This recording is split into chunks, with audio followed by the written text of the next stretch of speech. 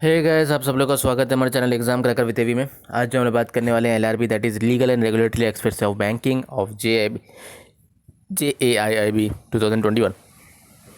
तो यहाँ पे हम लोग प्रिपरेशन आप लोग का स्टार्ट हो चुका है। तो क्लास नंबर 4 है ये। बहुत ही अच्छे MCQs हैं। इसका एक सेशन चल रहा है। जब तक एग्ज़ाम नहीं आ जाता तब तक ये सेशन चलता रहेगा। और अगर मुझे लगा कि एलआरबी का काफ़ी क्वेश्चन हो गया तो उसके बाद आप लोग का अकाउंट्स एंड फाइनेंस का भी देखा जा सकता है, ठीक है, फ्यूचर में। चलिए टाइम वेस्ट ना करते हो, फर्स्ट क्वेश्चन में आ जाते हैं। How many types of R return, R means R देख सकते हैं आप लोग, R return are required to be submitted at present. एक होता है नॉस्ट्रो, एक होता है वॉस्ट्रो, बस दो ही टाइप का आर होते हैं। तो आंसर हो जाएगा 2, that is option number 4, that is 2। 2 answer इसका करेक्ट आंसर है। अगला, number of clauses in the memorandum of association. Memorandum of association में कितने नंबर ऑफ क्लॉजेस हैं? तो आपका इसका आंसर क्या हो जाएगा? 6 हो जाएगा इसका करेक्ट आंसर, 6। अगला, banks investment is in equity shares, preference shares eligible for capital status, subordinate डेब्ट instruments, hybrid debt capital instrument issued by the other bank should not exceed percent, what percent of the investing bank's back capital funds? तो इसका answer 10% हो जाता है। इसको याद कर लीजिएगा, बहुत इंपॉर्टेंट क्वेश्चन है, आता रहता है। 10% इसका आंसर है। At least dash of the directors should have the qualification prescribed under the section 10(a)(2) of the PR act. इसका आंसर आप लोग का हो जाएगा 51%। 51% जो होते हैं डायरेक्टर्स के, उनको इतना क्वालिफिकेशन होना है। अगला क्वेश्चन है, how much minimum margin should be kept by the banks while issuing guarantees on behalf of the stock brokers and brokers in community exchange. 50% तो रखना ही है और कैश मार्जिन में 25% रखना है। 50% में आपका जो है उसको तो रखना ही है गारंटी में, लेकिन प्लस 25% आपका जो है वो 50% में 25% कैश में रखने का है। 25% कैश में रखने का जरूरी है।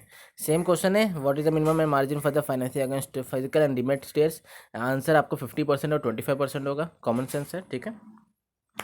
अगला है, in how many days laboratory should submit its report regarding the defect of the goods. Defect of the goods के लेबोरेटरी को कितने दिन में रिपोर्ट आपका डालना होता है? तो आपका आंसर हो जाएगा 55 डेज। अगला है, the cash balance with RBI on any particular day of the fortnight should not be less than what percent of the required cash balance as per the rate of CRR। कितना आपका होना चाहिए RBI के पास cash balance? तो आपका answer हो जाएगा 91%। अगला है आपका, the register of members can be closed by the company by giving a prior notice of how many days by advertisement in some newspaper. तो आंसर हो जाएगा इसका 7 days. 7 days is the correct answer. The bank is required to comply with the execution of the award of banking notice within कितना में देना है आपको award? 30 days के अंदर देना होता है। अगला जो है, in how many days the opposite party can give an version of the case. तो आंसर हो जाएगा आप लोग का 30 डेज। 30 डेज। अगला है, regulation is not an end in itself, it exist in order to address market failures from this point of view dash components were envisioned. तो इसका आंसर क्या हो जाएगा? इसका आंसर हो जाएगा 8, ठीक है। 8 इसका करेक्ट आंसर हो जाएगा। अगला जो है आप लोग का, as per the RBI for borrowers availing working capital credit facility of 10 crore and above from the banking system, the loan component should normally be what percent and cash credit component should be what percent. जो भी आप लोग का 10 करोड़ से above का या 10 करोड़ का रहता है लोन, इसमें आप लोग का 80% का जो है वो लोन कंपोनेंट होना चाहिए, 20% आप लोग का कैश क्रेडिट कंपोनेंट होना चाहिए। अगला section, which section of the companies act details the borrowing limit of the company. तो हम लोग का आंसर हो जाएगा 293 सबसेक्शन 1। अगला है, if filing a complaint before the district forum the limitation period prescribed is dash from the date of the cause of action. तो आप लोग का आंसर हो जाएगा 2 ईयर्स। 2 ईयर्स इसका करेक्ट आंसर है। अगला है, under SARFAESI act 2002 a minimum time of dash days is to be given to the borrower guarantor after issuing demand notice under section 13 subsection 2। तो इसका आंसर हो जाएगा 60 डेज। अगला है जो आप लोग का, what are the exceptions of evidence, what are the exceptions of evidence act. तो इसका आंसर आप लोग का बोथ A एंड B होगा। पहले में क्या लिखा है, certified copy of original documents can be produced in the court of law if it is permitted by any law. Second है, bankers book evidence act is also exception of evidence act, ठीक है, ये दोनों होगा option A B। अगला है, the balance sheet and profit and loss account shall be audited by a person duly qualified to be as auditor of the company. इसका correct answer हो जाएगा ऑप्शन नंबर B।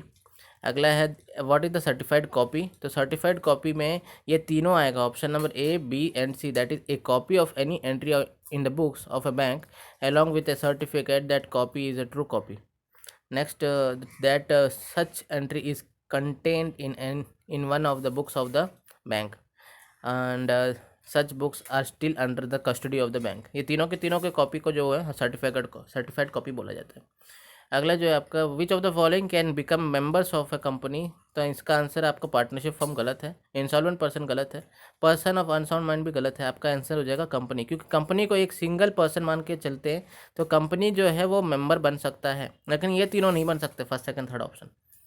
अगला जो है one of your customer lost is for fix deposit receipt issue by the bank the to obtain the duplicate FD receipt he needs to furnish what. इसको एक indemnity bond sign करना पड़ेगा। Indemnity bond दो लोग के सामने, दो member के सामने होता है, बैंक और कस्टमर के बीच में, ठीक है, कि अगर कुछ बाद में होता है तो उसके जिम्मेदार आप होंगे करके, उसके बाद आपको जो इंडेमनिटी बॉन्ड साइन करने के बाद आपको एफडी रिसिप्ट एक और मिल जाता है। अगला, which of the following is not a feature of document of title of goods under section 24 of sale of good acts. कौन सा सेल्स ऑफ गुड एक्ट में नहीं आता? तो इसका आंसर आप लोग का हो जाएगा डी, क्योंकि पहला ऑप्शन जो है a proof of possession of goods आता है, document of control of goods भी आता है, document that can be transferred by endorsement and delivery भी आता है, लेकिन लास्ट जो है transferee gets defects free title even when the title of the transfer is defective, ये आप लोग का नहीं आता है, ठीक है, ऑप्शन नंबर 4। अगला है a company wants to invite deposit from the public, for this purpose it has to issue, क्या इशू करना पड़ेगा? प्रॉस्पेक्टस इशू करना पड़ेगा अगर डिपॉजिट से पब्लिक से मांगना है तो।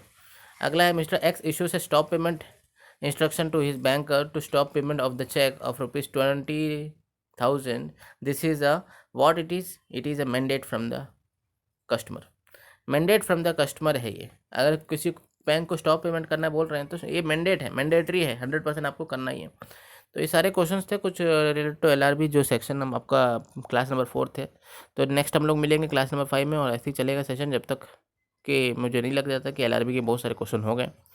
चलिए मिलते हैं नेक्स्ट वीडियो में, तब तक के लिए धन्यवाद।